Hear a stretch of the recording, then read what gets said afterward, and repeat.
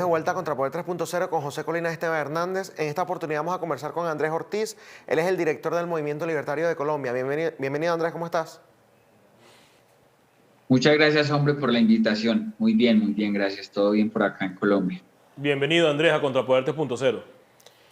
Vale, muchas gracias, hombre. Muchísimas Bueno, gracias. Andrés, fíjate que hemos estado siguiendo muy de cerca justamente la iniciativa más reciente, ¿no? Que ha estado tomando, que ha estado impulsando el Movimiento Libertario de Colombia, que lo llamaron la Rebelión de los Encerrados. Lo conversamos hace Sí. 2 o 3 semanas con Hernando Carvalho, que ha sido uno de los principales impulsores y promotores de esto. Y justamente sobre ese tema queremos empezar esta conversación. ¿Qué avances han habido desde que se empezó este movimiento de la Rebelión de los Encerrados? Por lo menos en las principales ciudades, en Bogotá, me imagino que quizás en Cúcuta, en Medellín, quizás hayan tenido, digamos, apoyo. ¿Han logrado conseguir más apoyo de los ciudadanos, más apoyos de abogados? Si han visto que los ciudadanos han sido receptivos con esta propuesta. Sí, digamos que inicialmente fue un equipo de aproximadamente unas 15 personas. No todos eran del movimiento libertario, otros eran ciudadanos libres que decidieron, digamos, apoyar esa iniciativa. Y después de que inició todo el tema en redes sociales, de que se presentó la tutela por parte de Hernando Carvalho, tuvimos más o menos 100 acercamientos con personas de diferentes ciudades, de Neiva, de varios municipios, incluso personas que trabajaban para el Estado, que estaban en contra de las medidas y que me decían, mire, yo necesito que usted me mande la tutela, pero yo soy el personero de X municipio, entonces no le puedo, pues no me puedo inscribir al movimiento, ni puedo salir así en medios. Entonces hubo un acercamiento más o menos con 100 personas también, digamos 100 personas con el tema de la presentación de la tutela, y también con personas, digamos, comerciantes que se vieron muy afectados con el tema de los cierres. Entonces yo creo que fue una gran iniciativa, cumplimos el objetivo de llamar la atención, de que digamos que los ciudadanos coincidan con las ideas libertarias a la hora de proteger el comercio y proteger las libertades de los individuos. Entonces creo que fue algo muy exitoso para todos. ¿Y cuál es el próximo paso, Andrés, para darle continuidad a esa acción que sin duda alguna viene a mostrar el descontento de los ciudadanos por la forma como han manejado todo ese tema de la pandemia? ¿Cuáles son los próximos pasos a seguir? Pues mira, la tutela inicialmente en primera instancia fue negada por un juez del circuito aquí en Bogotá. El lunes antepasado se presentó la apelación a la tutela y ya digamos que la están revisando, pero digamos que tenemos pocas esperanzas de que el tribunal o el juez superior que la revise cambie de decisión. Hay varias alternativas jurídicas, la más rápida obviamente es la tutela.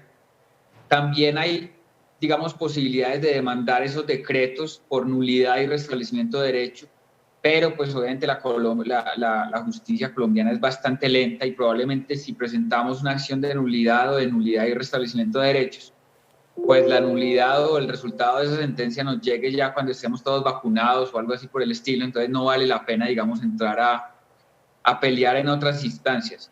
Ahorita digamos que hay una movilización ciudadana en Colombia muy fuerte en contra de las medidas represivas de las libertades. Desde luego, como movimiento libertario sabemos que no es que, digamos, nosotros ponemos por encima la libertad, pero no es la libertad absoluta, llamamos a los ciudadanos a cuidarse, etcétera, pero nos ponemos en los zapatos de las personas que sufren esas cuarentenas, las personas que tienen negocios, que trabajan, etcétera, y esas personas que hasta ahora no han tenido voz, y creo que nosotros podríamos representarlas a cabalidad por nuestras ideas. Ahora bien, Andrés, estas políticas se han mantenido, han seguido, por ejemplo, tratando de implementar confinamientos forzados, han seguido evitando que las personas tengan la libertad de comerciar, la libertad de ir a trabajar, o las han ablandado un poco. Pues digamos que hace poco en Colombia hubo un recrudecimiento de esas medidas a nivel nacional, especialmente digamos en las ciudades capitales, Bogotá, Medellín, Cali, creo que también tuvo unas medidas muy agresivas hace poco. Yo, por ejemplo, pasé Navidad y Año Nuevo en Medellín y todos los fines de semana había toque de queda y cuarentena general porque el fin de semana pasado no habían bajado los contagios y eso lo decían cada fin de semana que nos iban a encerrar por el fin de semana pasado. Entonces, digamos que al final ya la gente se estaba aburriendo con ese tema.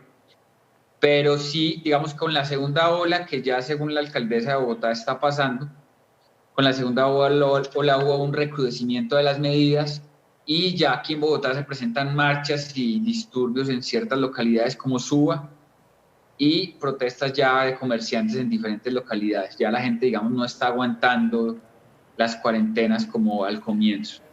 Y a pesar de esas manifestaciones y de todos estos movimientos que están generando cierta presión, ¿ha sentido que las autoridades, en este caso la alcaldesa y las autoridades, están retrocediendo, están tomando en cuenta lo que el ciudadano está manifestando, o ellos siguen avanzando en mantener esa restricción que de una manera u otra está incomodando al ciudadano común? Pues digamos que hay dos casos particulares aquí en Colombia. El primer caso es el caso de la alcaldía de Bogotá. Aquí se presentaron protestas muy fuertes y hay un grupo de ciudadanos que llevan adelante una iniciativa de revocar a la alcaldesa de Bogotá por múltiples razones. Y yo siento que por lo menos la apertura que se dio en estos días, creo que la decretó ayer o hoy, se da más por el tema de presión social y por tener una revocatoria encima que por el tema de proteger la salud. Ella ya está sintiendo que políticamente pueden revocarla, entonces creo que ya está mandando, o por lo menos está dando más libertades a los ciudadanos, que eso obviamente es trágico, pues que tengamos que esperar la presión política, pero necesaria. En Medellín hay un caso también particular de eso, hay una presión fuerte porque se quiere revocar al alcalde que está teniendo malos manejos con la principal empresa de todos los antioqueños. Yo soy de Antioquia, entonces digamos que la popularidad está bajando y ya con el tema de la revocatoria funcionando, él también está aflojando las medidas, entonces ha funcionado a las malas. Y justamente sobre ese tema te quería preguntar. Nosotros acá la semana pasada conversamos con uno de los que está impulsando la revocatoria en contra de Daniel Quintero, que es el alcalde de Medellín, ¿no? Y él nos dejó saber, como tú estás ratificando hoy, que los alcaldes de las principales ciudades los están enfrentando, bueno, con esta iniciativa de revocatoria. Claudia López, Daniel Quintero, creo que nos habló también de Cali, ¿no? De las principales ciudades. Sí. ¿Tú crees que en estos procesos, o si nos puedes hacer un análisis de las ciudades por lo menos que conozcas, hay realmente posibilidad de remover a estas personas que, bueno, han tenido un manejo, digamos, utilizando de excusa la salud de los ciudadanos, han destrozado la economía, ¿no? de todas esas ciudades? Entonces, ¿tú crees que realmente sí se puede impulsar estas iniciativas con éxito para removerlos del poder? Digamos que los casos más paradigmáticos en Colombia son el alcalde de Bogotá, la alcaldesa de Bogotá y el alcalde de Medellín. La alcaldesa de Bogotá es muy popular en general, sin embargo, digamos, por ciertas medidas que ha tomado, a veces medidas lógicas que debió haber tomado en temas de infraestructura, pues se le ha venido la izquierda en su contra. Entonces, obviamente, ella siendo una persona de izquierda no muy querida por la derecha, a pesar de que es una mujer muy respetable. Entonces, digamos que ya cuando empieza a perder el apoyo de la izquierda, pues la posibilidad de revocarla aumenta. Entonces yo creo que es posible revocar a Claudia López, estoy seguro de eso, si el proceso lo dejan terminar, porque hace poco hubo una suspensión del proceso por parte del Ministerio de Salud porque tenían susto de que en la recolección de firmas se contagiaran los ciudadanos. El caso de Medellín es muy similar, digamos que Daniel Quintero llega apoyado mucho por el centro, la izquierda y una parte de la derecha, es creo que el alcalde o de los alcaldes más populares. Sin embargo, allá ha cometido ciertos errores a la hora de cuidar los bienes públicos de la ciudad y yo creo que desde que tengo memoria nunca ha habido un peor manejo de empresas públicas de Medellín. El año pasado, a comienzos de año, tuvo unas pérdidas multimillonarias. Ayer antier hubo un consejo con la junta directiva de EPM donde removió el gerente que había puesto. En este momento EPM está con una gerente encargada. Cambió, básicamente le renunció toda la junta directiva, no solo de EPM, sino de otras entidades de Medellín. Entonces creo que ya la ciudad está viendo que el tipo es bastante irresponsable, muy al estilo de Petro, lo que fue Petro aquí en Bogotá. Y eso ha hecho que la popularidad haya bajado. O sea, él era muy popular y creo que ahora se puede revocar con la tendencia que viene de opinión pública. Bueno, y esperemos que entonces esas iniciativas tengan éxito porque es lamentable que en ciudades que deberían estar a la vanguardia, ¿no?, del desarrollo en la región completa, no solo en Colombia, se vean afectadas justamente por un mal desempeño de politiqueros. Creo que ni siquiera la palabra Sí, político les queda bien, ¿no? Ahora bien, de acuerdo. Andrés, estábamos leyendo en las noticias, ¿no? De hecho, la semana pasada falleció el ministro de la Defensa, Carlos Holmes Trujillo. Vimos que la gran mayoría de los ciudadanos colombianos expresaron aprecio, ¿no?, a todo el servicio que él le dio al país, a la nación. Y hoy acaban de hacer un nombramiento para ese cargo de un señor, ahorita se me fue el nombre, Daniel o Diego, no lo Diego anoté. Molano. Ok, ahí lo tienen, Diego Molano, justamente, ahí Sí. está, ¿no? En pantalla. Y entonces, quería saber también tu percepción al respecto. ¿Qué podemos esperar de este señor? Carlos Holmes Trujillo fue muy aliado, por ejemplo, de la causa de Venezuela. En el caso Sí. del nuevo ministro hemos visto ya también las críticas, ¿no?, por parte de gente como Gustavo Petro. ¿Qué podemos esperar de este señor? ¿Cuál es su trayectoria? Pues digamos que yo conocí personalmente en esa época era concejal de Bogotá, al señor Diego Molano. Me pareció un tipo muy serio, muy estricto, digamos, en su lenguaje, en su palabra, en su accionar. Creo que fue un muy buen concejal. Renunció al consejo para lanzarse a la alcaldía de Bogotá por el Centro Democrático y creo que no logró, digamos, terminó siendo como un precandidato. El tipo, digamos que hay algo que está pasando con el gobierno y es que al gobierno le están ganando las redes sociales. Hace poco no, ayer o hoy creo que fue que hizo la presentación oficial del ministro Diego Molano y recortaron un pedazo de la presentación y lo utilizaron en redes sociales diciendo que el único mérito que tenía el ministro, el señor Diego Molano, era haber nacido en una clínica militar y haber sido hijo de militares, etcétera. Creo que es una persona muy preparada, tiene una especialización en administración pública, tiene una maestría en el exterior también del tema de administración pública. Es una persona muy coherente ideológicamente, creo que se puede definir bastante claro que es una persona de derecha sin titubeos. Es algo muy importante, sobre todo en esa cartera, no tener a alguien que vacile. Y yo estuve escuchando, digamos, la presentación del ministro. Tiene unos proyectos muy interesantes a corto plazo. Hay una operación Artemisa de integración de fuerzas armadas que él creo que va a liderar con mucho éxito. Hay un tema de vacunación que también le va a tocar básicamente torear ese toro tan bravo, el tema de la vacunación.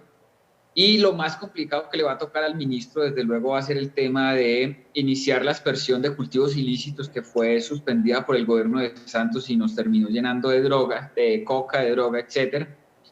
Entonces le va a tocar, digamos, reiniciar el proceso de aspersión con precisión, creo que se llama el programa. Entonces, literal, yo creo que es la persona más idónea para en este momento llevar a cabo el tema de aspersión y los temas de orden público en ciertos lugares de Colombia donde se están presentando homicidios a líderes sociales, especialmente en los sitios donde hay problemas de narcotráfico, que ese es casi que el origen de las muertes de estas personas. ¿Tienes conocimiento, Andrés, si en la locución que hizo el nuevo ministro designado tocó el tema de Venezuela, el régimen de Maduro, habló al respecto o no tocó el tema de Venezuela? Pues digamos, yo la escuché 3 veces, no escuché el tema de Venezuela. El tema de Venezuela, digamos que creo que lastimosamente ha pasado a un segundo plano. A mí me parece que por lo menos Trump de cierta manera nos decepcionó a la hora de tener una acción más efectiva en Venezuela y eso de cierta manera desmoralizó, creo que a todas las personas que estábamos luchando por la libertad en Venezuela. O sea, que Trump haya estado 4 años y no haya hecho algo más que comunicados y cositas pequeñas, creo que desmoralizó un poco el tema de la causa de Venezuela. El ministro efectivamente no tocó el tema. Él sabe obviamente que pues Venezuela es un punto neurálgico. Desde allá se toman operaciones, se están planeando operaciones para atacar en suelo colombiano, en Arauca, en la parte del norte de Santander. Entonces, puede que no lo haya mencionado, pero el ministro que llegue sabe que tiene 2 objetivos militares allá en Venezuela y que desde allá se están planeando acciones criminales y terroristas en Colombia. Entonces, tiene que estar en su agenda y probablemente ya esté Creo que había una operación blindaje de frontera que estaba por ahí andando. Me imagino que ya debe estar, digamos, más consolidada. Bueno, ya para ir finalizando, Andrés, estaba viendo que están planeando nuevamente, creo que es el mismo evento que tenían previsto para hacerlo el año pasado, que no lo pudieron hacer. Explícanos un poco, ¿no? Es un evento que están tratando de hacer en Medellín. ¿De qué se trata? Y si estoy en lo correcto, si era el mismo evento que el del año pasado. Sí, teníamos planeado para el año antepasado, pasado, una conferencia, la Liberty International World Conference. Esa conferencia, digamos, no se pudo realizar lastimosamente por el tema de la pandemia. Esa conferencia fue liderada por la anterior directora del Movimiento Libertario, una chica muy, muy pila, se llama María Alejandra Londoño. Y nos tocó posponer, digamos, ese evento para este año.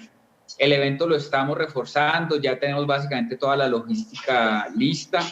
Creemos que para agosto vamos a tener una muy buena recepción de parte de extranjeros que quieran venir aquí a aprender de la libertad. Juan. Y hay un tema que les iba a mencionar. La conferencia trata sobre alternativas de mercado para el Estado, alternativas del Estado, de mercado para el Estado. Entonces, lo que queremos es enseñarle a las personas que quieran aprender que no necesitamos o no es necesario que el Estado provea educación pública para tener educación para los niños, los jóvenes, etcétera, ni para tener carreteras, etcétera, ni para tener muchas cosas. Y la idea es que las personas entiendan cómo el mercado, los ciudadanos, los individuos, los colectivos pueden, digamos, impactar directamente en la sociedad sin necesidad de una acción estatal, de cobrar impuestos, etcétera. Entonces, llevar el desarrollo del país de una manera más ciudadana, menos estatal. Bueno, bastante importante. Estaremos entonces acá pendientes sobre toda la antesala, por así decirlo, del evento y le estaremos, por supuesto, dando cobertura. Muchas gracias, Andrés, por habernos acompañado hoy en Contrapoder 3.0. Dale, hombre. Muchas gracias a ustedes. Buena tarde. El Andrés Ortiz, director, representante del Movimiento Libertario de Colombia, hablando un poco de cómo iban avanzando pues, las protestas en contra de esas medidas de restricciones que ha implementado la alcaldesa de Bogotá y otros alcaldes en Colombia, y también hablando un poco sobre las reacciones en Colombia por la designación de un nuevo ministro de la Defensa, que por cierto no tocó el tema de Venezuela en su alocución. Esto ha sido todo por hoy en Contrapoder 3.0, el programa de la derecha en Factores de Poder, que definitivamente es el canal de la información. Duela que le duela. Hasta mañana. Este programa fue presentado por John de la Vega, abogado de inmigración.